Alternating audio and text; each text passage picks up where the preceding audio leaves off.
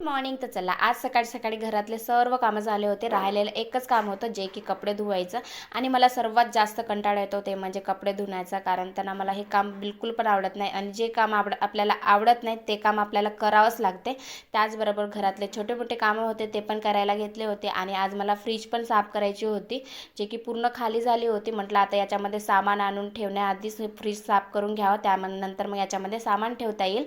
आणि मी काही करेल आणि ऋतूमध्ये येणार नाही असं होणारच नाही. आणि आता आमच्या मॅडम पण लागल्या होत्या कामाला, आणि ह्या मॅडम माझं काम पूर्ण आता वाढवून ठेवली होती. आणि मला हसू की रडू हेच कळत नव्हतं. त्यानंतर मग आता म्हटलं या मॅडमला झोपवल्याशिवाय काही पर्याय नाही, झोपल्यानंतर मला कामं निवांत करता येईल.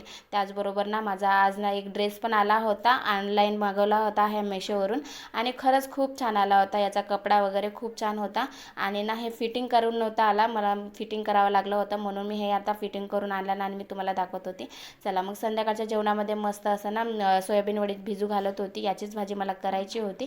चला भेटू पुढच्या ब्लॉगमध्ये. Bye, take care.